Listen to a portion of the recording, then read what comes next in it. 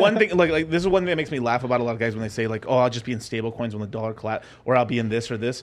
Do you know most stable coins are backed by bonds? So if the United States were to default and everything, like you'd be in big trouble even on your stable coins. Like there's just a lot, like there's like a lot of copium around the world. It's like, oh, I really hope that the dollar collapses. Are you fucking crazy? You want the dollar to collapse? It's 80% of all global trade. Well, here's the thing of what people want versus what they think will happen and different things, right? There's like what's going to happen in the world and stuff. And so like when people root against their own country, yeah, that's like fucking fuck France. Fuck France. Let me explain something. When the Federal Reserve came to power, it basically was like a parasite that took over America. Correct. Now it's to the point where the parasite, if you take the parasite away from the host, you destroy America itself. Yeah, you take the spinal cord out. Exactly. So I want people to understand this. When all the information about the Fed and how evil it came in, I learned from the Fed from Louis Farrakhan. He was preaching that stuff in the 90s about the Fed. I found out what they were. He was telling the truth. But what I didn't realize at the time was the reason people like that were telling the truth. William Cooper, Alex Jones. It's because the CCP was actually releasing that information because they want internal rebellion. Right. Because at this point, the host and the America are like this, the parasite. So if you take the parasite out, which is the Federal Reserve. And I agree they're economic terrorists. I agree. Right. But at this point, if you destroy the Fed, you destroy America. And that's why they started telling us the truth about the Fed, because they wanted us to rebel against itself. So I've had, this is my conspiracy theory about what's going on with Fed Now and stuff. Because it's basically, the Fed Now system is basically rugging most small banks and medium-sized banks. They're letting the big banks kind of play with, like, because there's like a program that they can be like master nodes in it. But eventually, it looks like to me what's going on is kind of like you have sort of like banks along with the Fed kind of grouping against the government over a long period. They're playing the long game where like they're kind of like starting to they can start passing kind of policy does even sidestep government.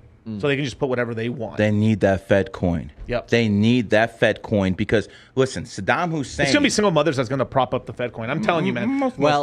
Single mothers prop up a lot of bullshit. People who like UBI. It's the UBI stuff and stuff. And I just want to say something about Saddam Hussein. When Saddam basically went against the U.S., he basically said, I'm not taking the petrodollar anymore. He said, I'm taking euros. Yes. Right. That is the reason we went in there and took him out. Yep. Now, I want you to understand something. Yep. Russia is now using yuan. Iran is using yuan. China is using yuan. We can't just go in there and do the same thing we did at Iraq. Right. So obviously, that system is crumbling. Right. So whether it takes 5 years or 10 years, the petrodollar is going to be destroyed. We know this. Yes. So the Fed, within that time, they have to basically do a full Monty. They basically have to make sure that everyone gets in this Fed coin. So I anticipate there's going to be some kind of tragic event, some kind of false flag, and it's going to force everyone to go into the Fed coin. That's the only way they're going to do this stuff. Well, and here's the thing. One of the things that the bankers have talked about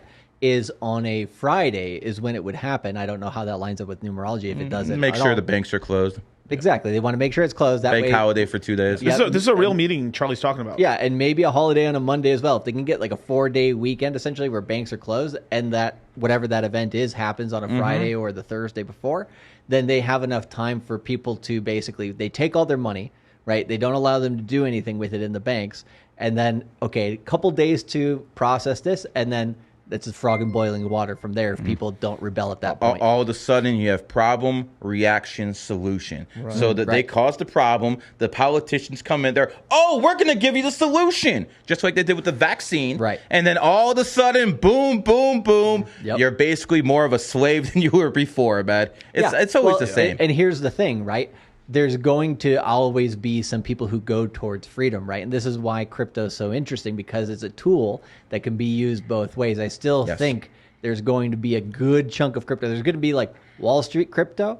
Then there's going to be like normie crypto, which is the people with the Fed coin stuff. And then there's going to be self-sovereign crypto. And what we're trying to do is get everybody on that self-sovereign train. So if that scenario ever does happen, which I think is more likely than not, then you can retain that self-sovereignty, or at least have the ability to go towards what you want to do. That's where you go back to history and you see, well, what happened in 1933 because there was no crypto back then. There was gold. Right. And they confiscated Shout out all the FDR. gold. Shout out FDR. But they didn't confiscate it from everybody. They confiscated it from the hyper rich. They did. But what I'm basically trying to say is they're going to make owning those type of cryptos that you're talking about illegal. I agree. And they did that in China as well, and people still held it. So they're going to push it underground at some point. There's always going to be people who rebel against the government, but the point is, but as Americans, you want to go towards that. What percentage you're going to do it? Is it going to be enough? Not the majority. Well, it only takes 3%. 3% won the Revolutionary War. I was going to say, yeah, if they're loud, right? Like if they're the loudest group, perfect. But the people I worry about the most is the crypto billionaires. Oh, those are the ones. They've been murking them. They're the ones I worry about the most because since the 1960s, the U.S. government and other governments around the world, at least in Western nations, they don't murk people anymore like they did Malcolm X. They took Malcolm X out, caused an effect. You had the Black Panthers. Cliff Notes version, they gave them like 30 years of hell to deal with the Black Panthers. So they don't do that anymore. Right. But I have noticed a lot of crypto billionaires wash up at Puerto Rico, all sorts of stuff. So here's the thing. When you have people who are crypto billionaires, they can actually make moves. They can hire private armies. They can do all sorts of stuff. So they are a danger to the system. So they get taken out. If you're a crypto billionaire, I'd be making some friends with people in the government. So far, Sam Bankman-Fried did. Yeah. Well, I mean, you want to talk about him? So listen, he is born 1992, the year of the monkey, and FTX collapsed in 2022, the year of the tiger. So monkey and tiger are enemy signs. So that's exactly when it should have collapsed. Just like Tate's born 1986, the year of the tiger, and he got famous in 2022, the year of the tiger. All about energy. Some people take L's, some people take W's.